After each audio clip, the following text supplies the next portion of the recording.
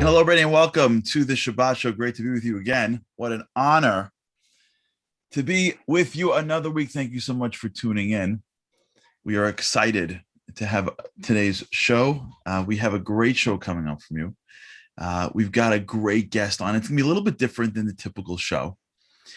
This is going to be more of a conversation. So I've got my cup of coffee. It's never too late to have a cup of coffee. And in case you want to get yours, please do. We're going to have a great conversation today with an absolute legend about something that is super important to all of us, and that is relationships. We are living in a time where the world around us seems to be that much more out of control. And in each of these weeks, we've been trying to bring you different pieces, different understandings. If you remember, we did what's going on in the Middle East. We did art. We're trying to bring different pieces from the different parts of the world, but many times what's really essential is what's going on the inside. And when we understand relationships a little better, when we understand the wisdom that God has for us, when it comes to how to find people in our lives, how to maintain relationships with people in our lives, what happens is it changes how we are able to deal with the world outside us. Sometimes the greatest way that we could adapt and change and live in this world is when we're strong on the inside. And so much of how we need to build ourselves on the inside is doing what the Torah says of us, searching and seeking wisdom. That's what the show is about today. We're going to have a conversation one-on-one with somebody. He's an incredible individual. Before we begin, I want to first dedicate the show, sponsored as a program of the Carl Enoch Goldman Center for Jewish Values, dedicated by Jay Goldman. We thank Jay for his constant dedication and support. I also want to mention that Project Inspire, and specifically the Shabbat Show, is a beneficiary of dailygiving.org. I encourage everybody to go to dailygiving.org and become a daily giver by $1 a day, and you'll be able to give a charity to up to 40 simultaneous organizations who receive this. Go there and check it out, dailygiving.org, dailygiving.org. You know, I remember one time I was speaking with an individual who had a career ambition. He wanted to become a partner at a law firm. It was a very large law firm, a very prestigious law firm. And I remember being a young associate in this law firm, and there was a party of different partners, and one of the guys had come and he was a part of it. And we're sitting at this new partner's dinner, and I became friendly with, the new partners. So we stayed in touch. This guy was in a different department than I was, and he was so well regarded in the firm, and everybody loved him. And he seemed like the most perfect individual. Really, how he dressed, how he spoke, like even his accent. He had like that waspy accent, and everything always looked Brooks Brothers. That it was like, forget it. So one time I was in his office and I was asking him, what did it feel like the day you got the call? Like, you've been killing yourself your whole career for this. Ever since you were, God, I know it was like I'm in that world. I was starting that world, but law, college, law school, and you get into a great firm, and now you work through it, and you people leave and you maintain, and then everyone regards you so highly. You're a litigator, you get rated by fancy journals, you walk into courtrooms, people like bow to you, like you're a young dude. Like, how does it feel to be this successful? I said it a little bit more, appropriately. I wasn't this gushy. So he said, fine, fine. Threw it off and brushed it off. And over the course of our relationship, I remember we were sitting in his office once. And he said, actually, it was the worst moment of my life. I said, what? Yeah. He said, it was the worst moment of my life. I said, the call to be partner. And he described to me the choices that he made that drove his family away. On the outside, he looked perfect. But on the inside, things were broken. And it was all to become successful. And he was describing to me, which I'll never forget, sitting in his gorgeous I mean, gorgeous office. Midtown Manhattan, mahogany everywhere. Pictures of him with people that are so important. And him confiding in me that the choices he made drove the people that he loves away from him. And when he got the call that he made partner, the call didn't fill in all the pieces that he thought that would fill in inside him. He thought that he'd be fuller. And he realized when he hung up the phone that all of that, as great as his success was, it wasn't worth the cost. Relationships, they're the key to our happiness in this world. They're the key to our real success. How do we make them greater? How do we rejuvenate them? How do we start them right? For those of you who are dating and single and you're in the world, we're going to talk about that. And for those that are married and for those that are dating again, in whatever stage you are in life, gaining insight, gaining wisdom on something as important as relationships is building your core. It's building your insights. It's making us stronger, more resilient people. We are joined today with like I said, a legend. His name is Dr. Jack Cohen. He is an NYU and Harvard University graduate. He was an orthopedic surgeon and now dedicates his life full-time to teaching Torah and relationship coaching. He has more than 30 years experience in dating, mentoring, and marital harmony. He has played a role in over, ready for this, 1,600 matches. Think about how many 1,600 matches. Think how many kids that is. I mean, that's an enormous amount of people. Tonight, we have a conversation with thousands who lovingly call him Dr. Jack. Dr. Jack, welcome to the show. Hi, Charlie. How are you? Thank How's you. it going? I don't deserve that honor. It's an honor to have you on. We don't see you yet, so make sure your video is on. There we go. Now, We am got I you. on? You're on perfectly. Nice to see Perfect. you. Pleasure. Thank you. Thank you for joining us, and it's an honor to have you on. Oh, it's pleasure is mine. I just want to tell you an anecdote. Prior to COVID, I used to travel every other Shabbat to give classes or Shabbatons. The last trip I took was in Dallas, Texas, where I did a Shabbaton for a singles program for older singles. And my host lovingly gave me a great book because you had been his guest, Alan Press. Oh, yeah. And I want to tell you something. I got COVID 2 days after Purim, and I sat in bed sick as a dog, and I read this book, and it gave me strength. Oh, thank you. I'm honored. I'm honored. Thank you for saying that. Baruch Hashem. Baruch Hashem. Good Thank to see you. Good to see you as well. Thank you for being with us. Can you give us, a little bit about your background and how you got into it? Meaning the surgeon to the dating coach, like tell us a little bit about, a little bit more about how you got to where you are. That's a great question.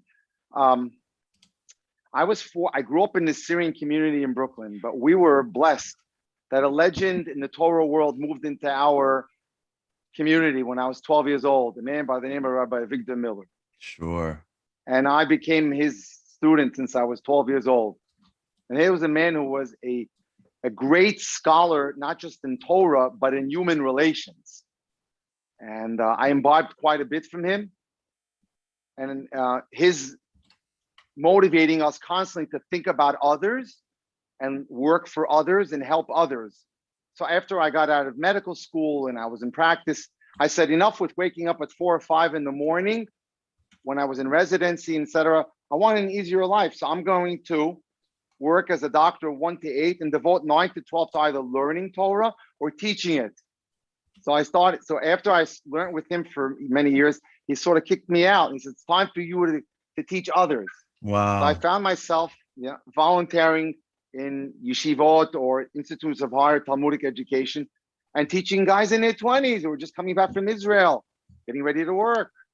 And I was ill-equipped at the time. I didn't know much, but they would come and ask me questions about their date coming up or the girls that they were going to go out. Do you think I should marry her? And I quickly took a love for this stuff. And I started learning as much as I can, reading all the articles. And then I had a shift in my practice. I moved to Miami where I helped one of the rabbis start. I ran kids programs on Shabbat in Brooklyn, but I was picked up by the University of Miami to teach for Esha Torah down there in Or Sameach in a combined program called the Collegiate Learning Exchange. And I taught every Wednesday night on the campus of the University of Miami. And there I got a lot more experience in doing this. I'm sure. And yeah. So came back Wow. to New York, and I just decided it was time to close up shop. That I felt this was my second calling. I used to give a class called every Wednesday night, Dating with Dr. Jack. They brought in beautiful catered meal. And one of my friends put it on a massive platform called Torah Anytime. And the rest is history. Wow. So talk to me about the first, before we jump into these questions. Yeah. I want to talk a little about the 1600. So what does it mean to be involved in so many people? It must be every day, all day, nonstop. It is all day, nonstop. Wow. You have to understand something. There's no finish line at the end of the day. The typical time that I go to bed is between 12 and 3 in the morning. Yes. Wow. You give up your life for this. You realize this is a calling like no other like I've had in my life. I've started yeshivot. I've helped start houses of scholarship and study, but nothing comes to this. People come with such problems and such issues, and thank God, because of the numerous amount of hours that I put into parking lots, talking to people after classes and lobbies, I pretty much get it in a few minutes what the next move should be. You know what's amazing to me is just in a way how normal it is for people to approach dating and marriage and recognize that if it's not going perfectly, that's okay. I think that's a tremendous step forward for people to even realize that they need a coach. I remember once hearing years ago a line that you really can't win an Olympic gold medal if you don't have a gold medal coach. Like you never see a guy rolling into like the Olympics being like, listen, I don't know, like I was always good at this. I guess I'll run. Like when you do things that are difficult, like when you play a professional sport, you have coaching, you have people around you that are helping you. And there are a few things as important as dating and marriage. And so it's nice to hear that people are realizing that reaching out and getting advice and help is actually a normal part of the process. It's been amazing. And the calls come literally from all over the world. Amazing. And you just want to help them. I did a program for Toronto last week. I'm doing a program for Manchester, England, a bunch of girls, 100 girls who want to stay whole and at peace with themselves, created an organization to give each other strength. Whatever we can do, if we could use our talents to help others, it's so fulfilling. It's so rewarding. And I wouldn't be doing this unless there was a divine push for me to be doing this. Right. And there has to be a need for it. And I believe in my heart's heart, there's never been a greater need for people to seek out dating coaching, whether it's me or anyone else, but they can help shortcut this circuitous journey. Right. So I want to jump in just for the audience. I want to sort of share with you what's been going on Project Inspire. The Project Inspire this week had an incredible retreat in the Hamptons. They had the men's retreat from Sunday to Tuesday and the women's retreat from Tuesday to Thursday. And it was unbelievable. The feedback is awesome. And so really congrats to Project Inspire. And I'm telling you this for a bunch of reasons. First of all, because this is a Project Inspire show. Second of all, because I want to just for a second, if I can, just give a shout out to two individuals. Yossi Friedman. I don't know, Elise, if you can pull up that picture now. Yossi Friedman, who is been producing the show from his house in Israel, is actually on the plane right now. Lisa, put the picture back if you can. He's on the plane right now producing the show. Here it is. Just check this out for those who are watching it. We got him. He's in the middle of the air. I think he's like over Europe. And he is sitting there in his seat while everybody's sleeping. And just the dedication is going to come up again, I think. There he is. I don't know if you could see him. This is a picture of him if you can look closely. And you see him with his mask, pitch black, up, there he is, guiding Aliza into the show. And the other hero that we have is Yaakov Ginniger, who also produced this incredible event. And as opposed to going to bed after, killing yourself, came back, worked on this show. And so a real shout out to both of those real heroes. And in the event, what we did this week was we said, okay, we got some questions. there are different topics we want to bring up to Dr. Jack. But as opposed to me bringing it up, why don't we go to Michael, our trusted film guy, to be able to pull these footage out. So Michael went around during the retreat and was able to ask the questions for us. Let's go to the first clip from Michael on perfection.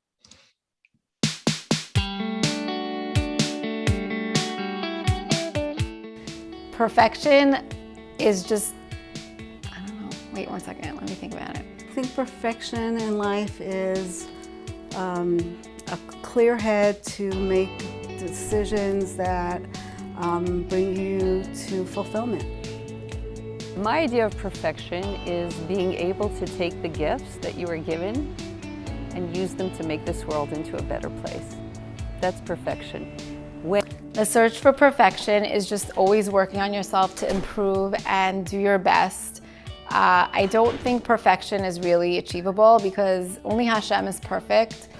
Perfection is to be able to embrace yourself, to be able to have love, care, and compassion, to be able to be happy with yourself, to have an amazing family and friends around you. Sometimes we try for things and we feel like it's just out of our reach, and that either our background or something that was lacking in our education just won't allow us to reach that pinnacle where we are striving to get. And sometimes we just have to be okay with that and move on. And sometimes down the road, it will happen out of the blue when you least expect it.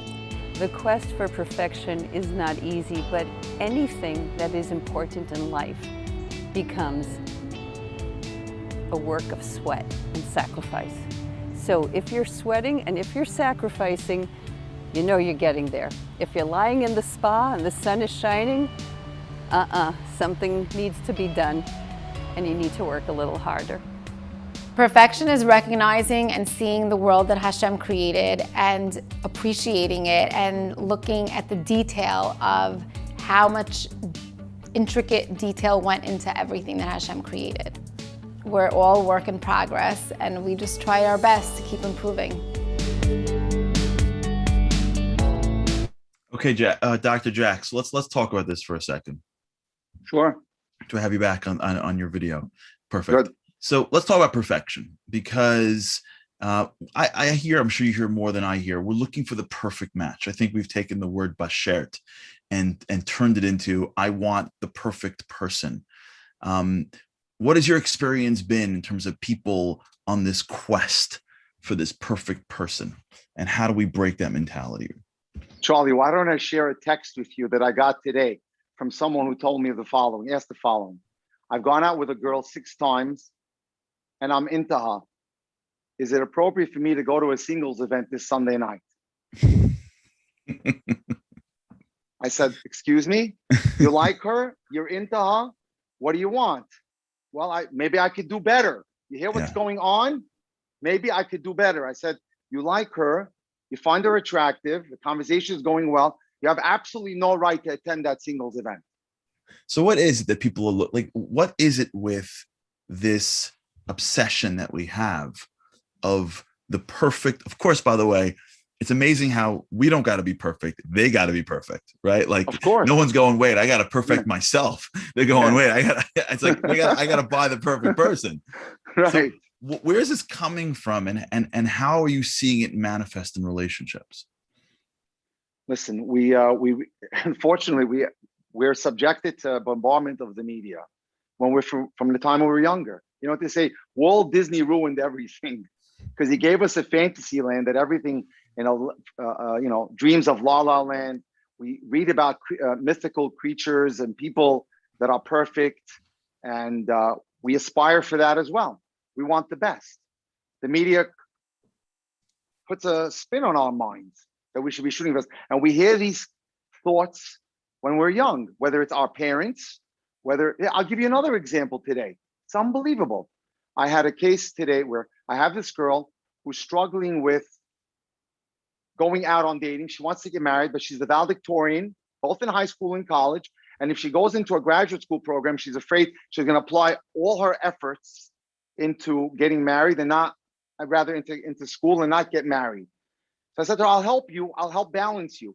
And I found her a great guy, somebody that wasn't ready to date for a few years, but because he was young, but now he's got a great job. He's doing beautifully. The parents dismissed it. No, we don't date from that social strata. We want the best. These are the this is the mentality that sometimes we grow up with, whether it's our society or whether the books that we read, the movies that we've watched, and they infiltrate and toxify our minds. So that I think it's a Chinese menu now. I want her eyes. I want her money and her size 2 skirt. So how do we break it down to break through it? How does a parent guide a child to try to strive for somebody who would be great, someone who could be more, someone that the parent aspires for the child to have, but at the same time not put in the child's mind this concept that the person across has to be perfect? I think that it's very interesting. I mean, I answer that with a small story. There's a brilliant dating coach in Israel called Gila Mandelson, who was not an observant woman, but eventually made it to Israel, and she was invited to a wedding where it was an observant couple, and she was like enamored by the modesty that was involved. And then she decided to pursue her path of becoming observant. And she was then taken to her husband's or fiance's dean in the yeshiva that he studied, and he asked her, "What's love, Gila?" And she says, "Whoa, love is the feeling that you have when you feel like you have that feeling." She knew she blew it. And then she said, he answered me the question. Love is when I can embrace someone else's goodness in thought and in action. So the parents need to teach the children, look for, as we say in Hebrew, midot, look for character. That's so critical. I always tell the girls, like I told my daughters when they got married, I don't care if the guy has money, no money, I don't care what's his social standing, but there are 3 words in Hebrew that I taught them they need to look out for. And that is, does he have an anger issue? Does he have a problem with being cheap? And is he inflexible? It comes down to teaching character, focusing on character and values. Mm-hmm. That's going to save the day. That's the long-term fuel for joy. Everything else is but just a secondary item in the soup. Interesting as you say it, and I think this applies not just in dating but in marriage as well. It's really a redefinition of what perfection is. Yes. And I think someone said it beautifully on the video when they said perfection is only in the domain of God. It is really our job to be working, to be striving, and when you have the right character traits, that sort of is the fuel for striving. But you mentioned something interesting that I want to double click on if you can. This Chinese menu, too much choice. This applies. I've seen this. I'm sure you've seen this more than I have in dating, even in marriage. It applies in the whole world where we're bombarded with everything, and most of the things we're bombarded with aren't even true, right? Like most people's pictures aren't even their actual pictures. Even regular people don't know how to filter. Like, you know what I'm saying? Like it used to be like you had to go to like school to learn how to make your picture look better. Now, if you don't know how to do it, like, you're on the phone, you're like, wait, they just took a picture. You didn't filter in the background. Like, I don't know how to do that. So everything you see isn't even true. We're living in a world maybe of what they call too much choice. Check out this video of a little bit too much choice, and we'll come right back.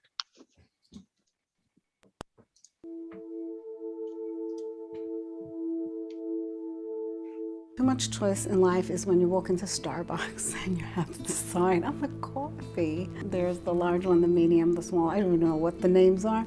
Having too much ice cream, choice of ice cream, being that ice cream is like my most favorite thing in the world, for me that would never be too much. An example of too much choice is just a lot of distraction, going into a store and trying to pick something out and seeing so many different things. Whereas if you had less choice, you'd just be able to do it in much less time. I think having too much choice just wastes so much of our time. Having too much choice, wow. Having too much is confusing and probably lends you to jump around too much and not be able to focus on too many things, whereas if you had less choice, you would be able to really embrace the choices you have and get better at those. When you have too much choice, you just are overwhelmed with what is it that I want, and you don't even know. Think of our children today, and they have so many choices with flavors and things and products, you know, even how many types of coffee there are that for you to buy in the morning. So you stop appreciating what you have because there's so much out there, and you just become entitled, and you think, you know what, it's normal for there to be so many choices. I just want more and more and more, and I'm never satisfied with just the simple things in life. Too much choice for me would probably be seeing lots of produce, lots of materialistic things of any kind, I would probably say. Doesn't really pertain to food particularly, but anything materialistic, and looking around and not really knowing what to choose because you have multiple colors, multiple foods you like, multiple people, like characteristics that may attract you, so better hone it down. I think we live in a society where too much choice is the norm, but it sometimes just prevents us from honing in on what really matters. Life is a journey, and you're always open to growing and making different choices as you move along that road. Let's talk about too much choice, because I think that that could be a major issue for all of us. It applies, I think, in a lot of aspects of our lives. But you mentioned it earlier about the guy who's dating a girl and goes, "Well, there's a singles of that." What do you find about choice now that everything is available always? We're all interconnected. Do you find that we're living in a world where we have too much choice and it's impacting our relationships? Charlie, I got to share with you an amazing study that took place last year in a suburb, Scarsdale, upper class suburb in Westchester. Two major league psychologists went in there and decided to into a upscale Whole Foods supermarket, and they put out two tables. Listen to what happened. It was, let's call it high grade jellies. One table had 6 varieties. One table had 24. And then you were given the allowance to taste. If you buy, you're given $1 off the product. So they watched the traffic. There was 40% more traffic by the table that had the 24 variety versus the 6. When it came to buying, only 3% bought at the 24 and 42% bought at the 6. Wow. Isn't that amazing? That tells you study. Where we're holding in life today. Yeah. And picture this, 100 years ago, whether it was a shtetl in Eastern Europe or a small little town in Northern Africa, where did you get your match from? Where did you meet your significant other? Perhaps it was within a radius of 3 or 4 miles. But today, with the flick of a computer, you've got thousands of resumes to look at and profiles and WhatsApp chats and online dating sites. It's enormous. I sit with people to try to help them, and I may show them some people that I feel would be appropriate matches. And here's the classic line, Charlie: "Not my look, not my look, not my look." How do you know what your look is? I didn't know what my wife's look was. It was a blind date, so I didn't know. It's amazing. Yes, people are they're lost in the forest today because of this excessive choice. But how does one protect against it? Meaning, this is the reality that we're in. It's a great question. Yeah. What do we do? Because we want the choice gives, and I completely agree with what you said, and I love that study. I think I remember years ago hearing about the spaghetti sauce, which is a similar concept where the supermarket added like 30 varieties to tomato sauce, and like they're like waiting for like the sales to go up, and the sales plummeted because as people start to have all these choices, the brain starts, it exhausts. But how does one navigate that? We're living in a time where there's more opportunity, there's more availability, And no matter what circle someone's in, depending on wherever you are denominationally, there's always, like you said, so many choices. So what does one do? You've got to have principles that you live by. One of them is that I believe that I try to teach and spread the word on is common beliefs leads to common expectations. First of all, understand who you are as a person, what your needs are, draft a top 10 needs list. What do I need to make me happy? Who am I? And what do I need to make it? What are the qualities that I need in a significant other, my partner in life, that'll help me be happy? Now, every one of us has different needs. This is why having a dating coach is critical, because that third party can help draft that list for you. Once you know what your needs are, then you could read the resume and see, oh, that interests me, and be more realistic about what you're looking for. Because if you have a GPS guiding you of what your needs are, you'll then be less reluctant to be wishy-washy and all over the place. Right. And I think, by the way, if we can just call it out, if a person is staring at a phone going, not my look, not my look, not my look, not my look, it's pretty clear what their needs are, right? Like they're thinking of just one thing. Right. And I guess this leads to the next question, really, which is the next video that we have, which really is the concept of finding your one, and the idea that there's like a fairy tale of marriage. And, I remember growing up seeing all these, different movies. And I remember being, when I got a little older and I had the opportunity to study in Israel, I remember going to a class on it. I was single. I was in my gap year in high school. I wasn't ready to get married yet, but it was an interesting class. And I figured hey, why not? Like, let me get some wisdom before I got to get in the game. And I remember the rabbi said something so fascinating. And he said, you ever notice something that every single movie of any relationship always ends by the wedding?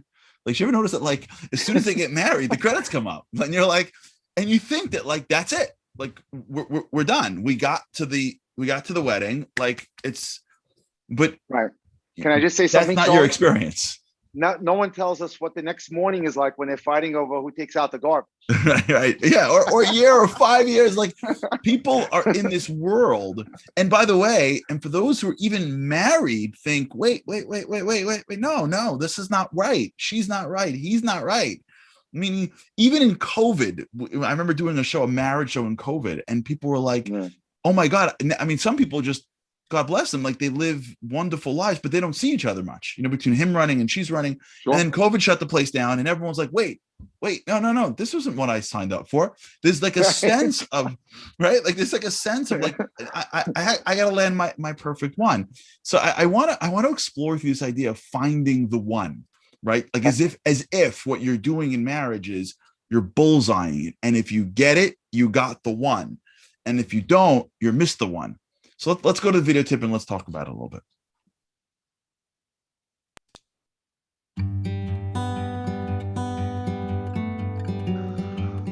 How do you know when you found the one for you? That is an amazing question.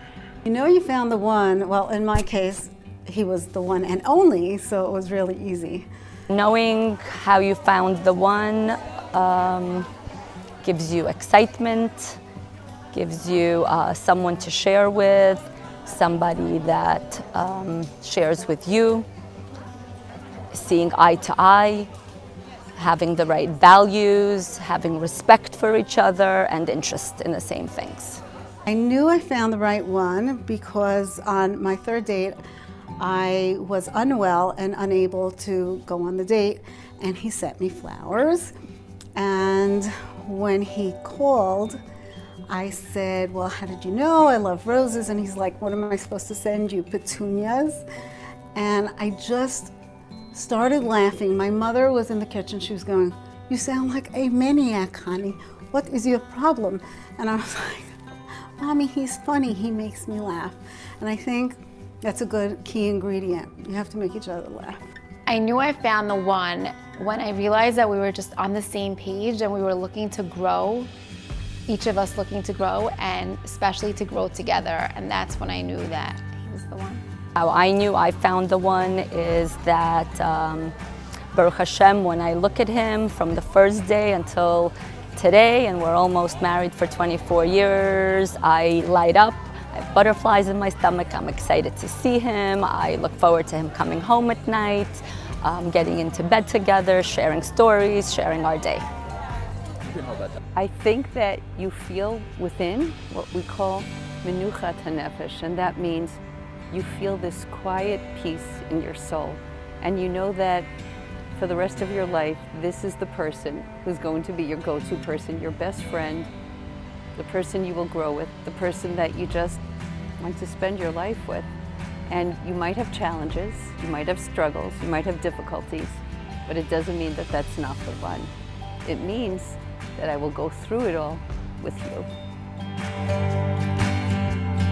So let's talk about this a little bit, because if you notice, even when they say finding the one, they don't really mean they bullseyed it. Each person was saying they found someone to journey with.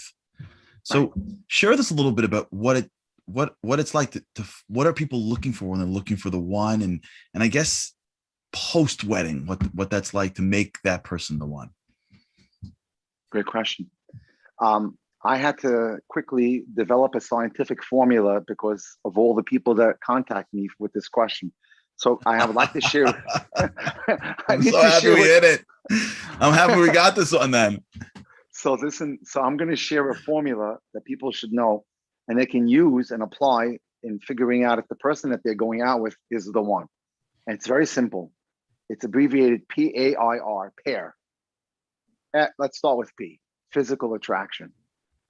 Don't let anyone hoodwink you into thinking you can marry someone without physical attraction. Physical attraction, by the way, is a gift that God gave us to get us interested.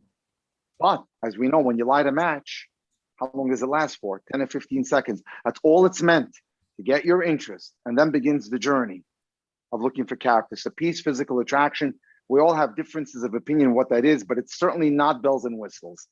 If it's bells and whistles, we're talking more about infatuation. So that's P. A. That's a good point. Can I slow it down so that I get it down? Go. That's a good point that you just brought up that I want to make sure people understand.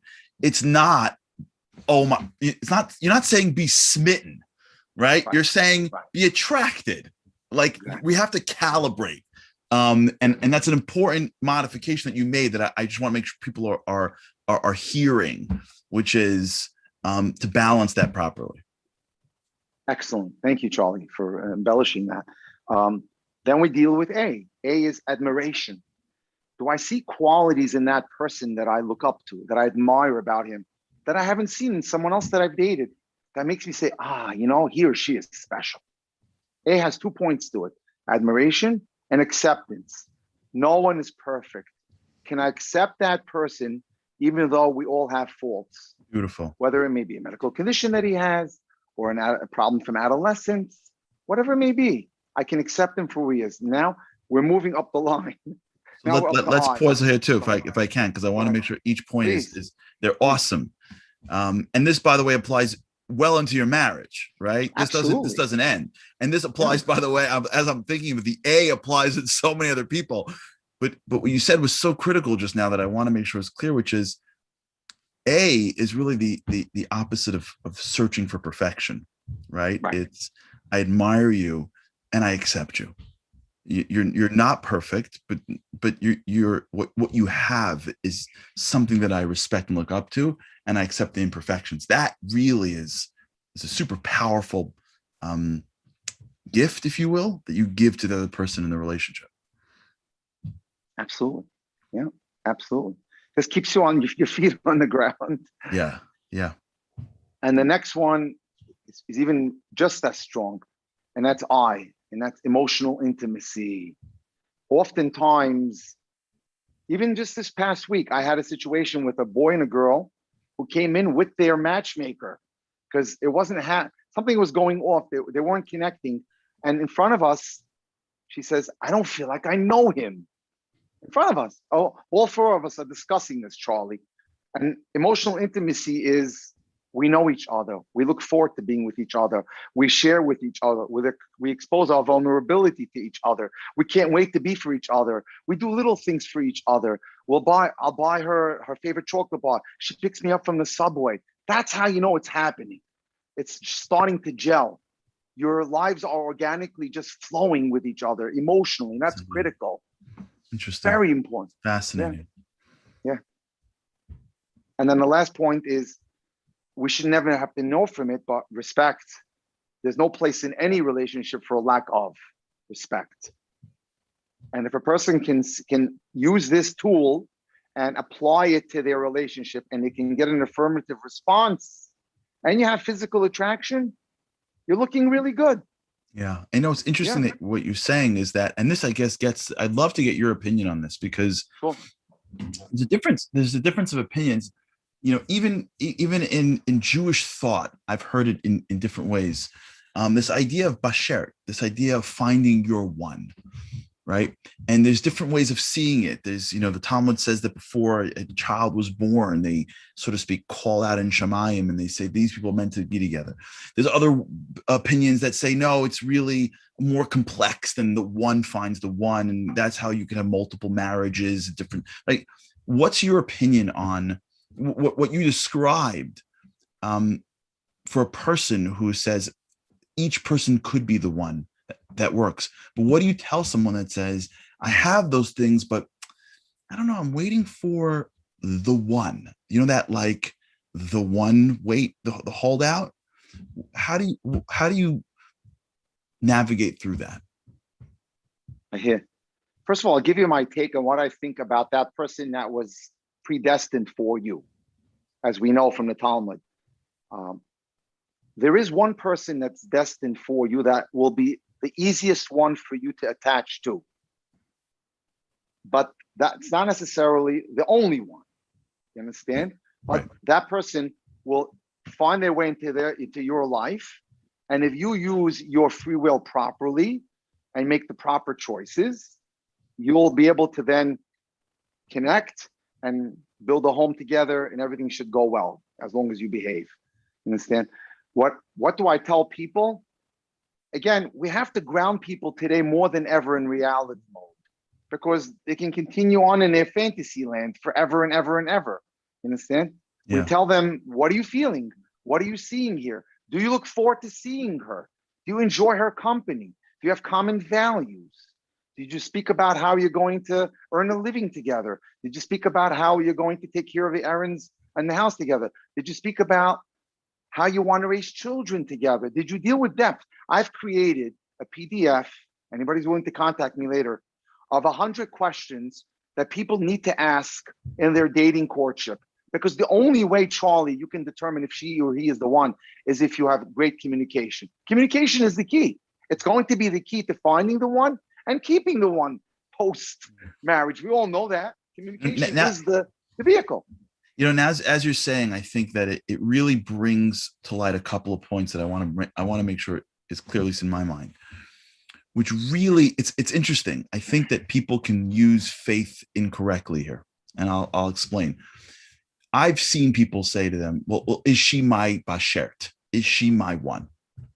Meaning what they're saying is, can I put on my God lenses and like see into her soul and then somehow feel the electricity and go, oh, I got it. No, I got it. This is it. Right. And meanwhile, like, who says you get to be God? Right. Like, God's like, listen, tough guy, like, take a chill. You know what I'm saying? Like, relax. Let me be God. You be regular. How about this? Listen to Dr. Jack. PAIR. Okay. Like, relax. I sent you a wonderful girl. Let me tell you what I don't want you to do. Behind her head, start scrolling for more girls. You know what I'm saying? Like, I send you a wonderful guy. Let me tell you what I want you to do. Picture your life in 45 years and ask yourself, in 45 years from now, am I going to, like, relax? There's someone in front of you. Use your head.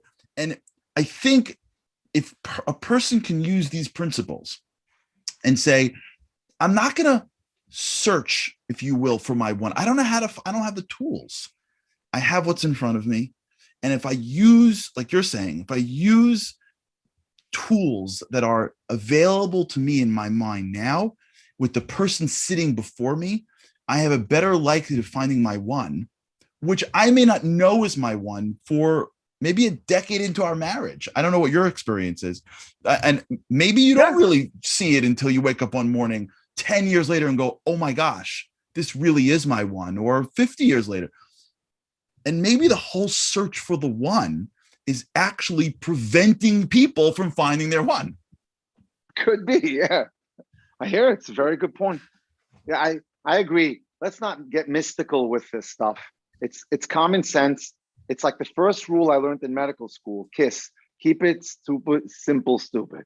Don't get complicated. You have very, very specific ways to help yourself today. With a little guidance, it doesn't have to become complicated. Yeah. Unbelievable. Okay. Our next video is about what's called yentas. Dr. Jack, do you know what yentas are? Because you come from my background. You come from the SY world. Are you familiar with the term yentas? My mother's Ashkenaz. How could I not? Okay, you got it too. So, what's the Syrian word for yenta? How do we say yenta in SY? Oh wow, you got me now. I have to look that one up. Okay. I don't know if we have that term.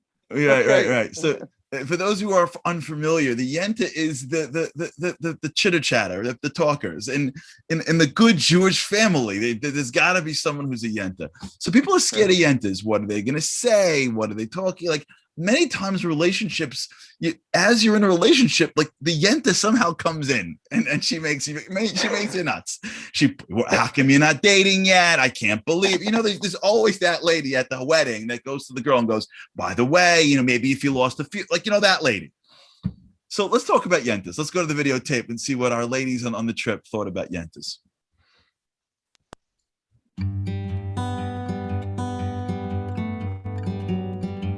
What is a yenta?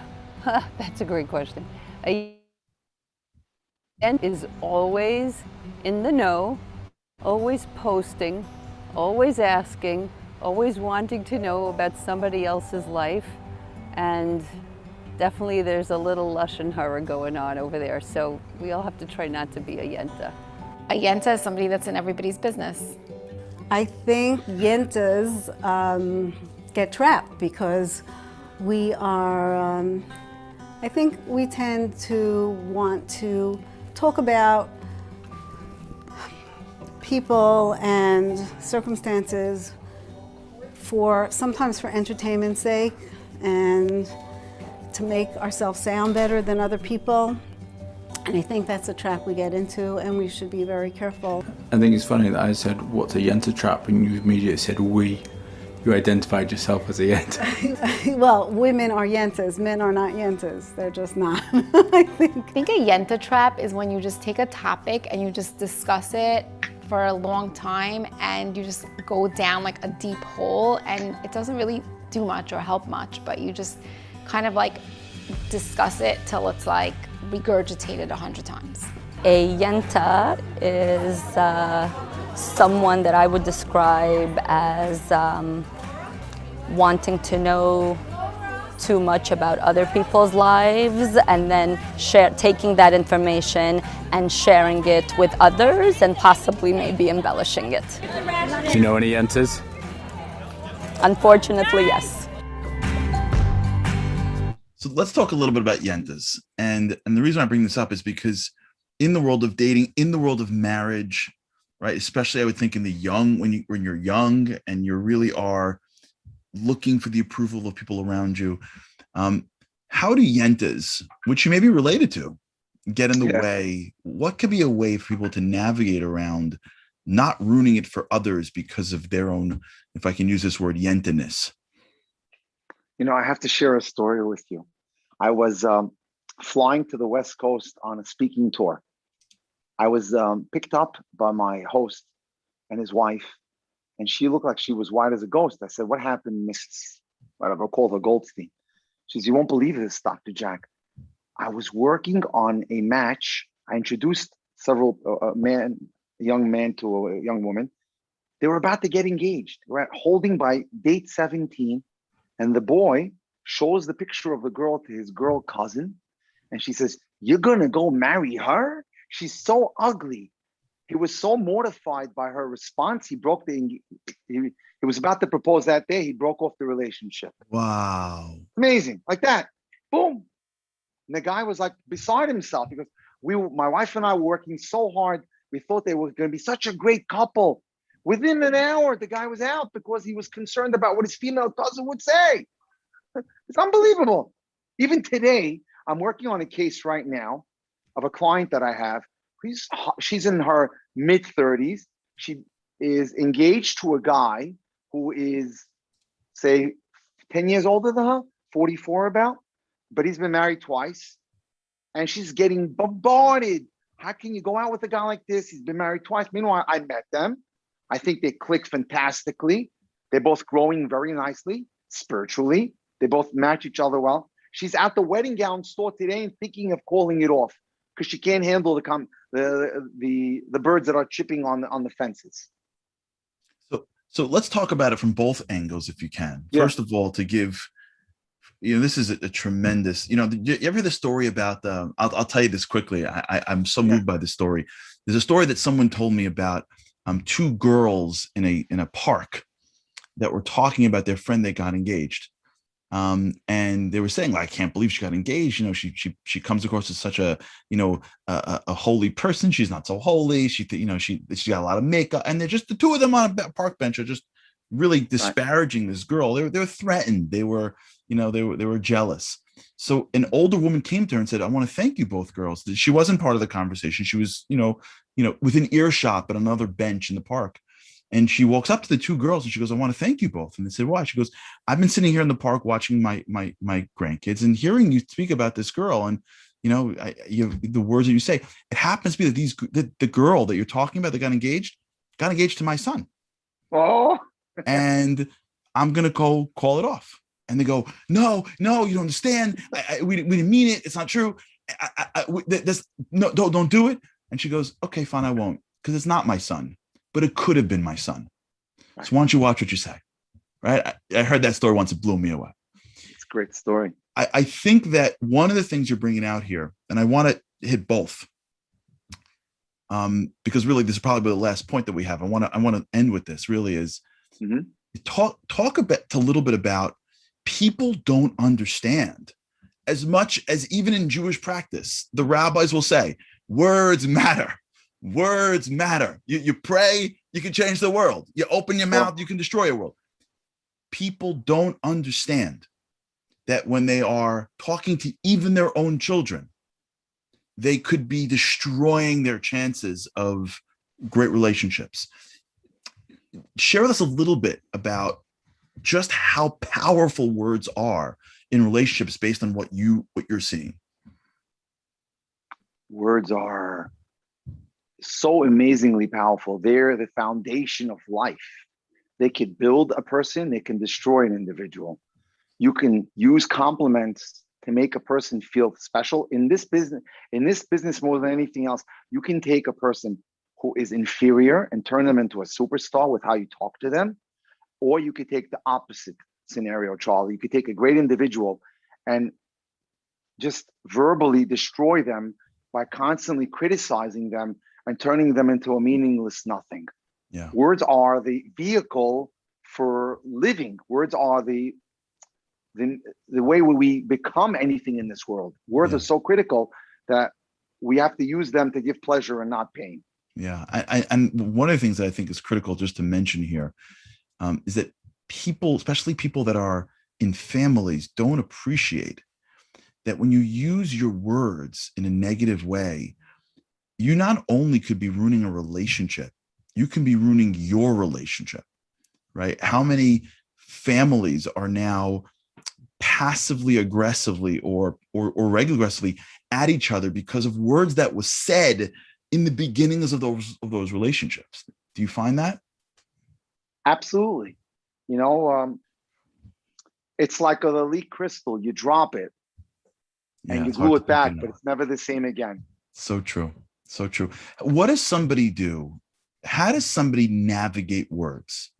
This is a hard game, right? You're around people that you're around people that care for you, right? And people have their own agendas. Here's a woman who's happy.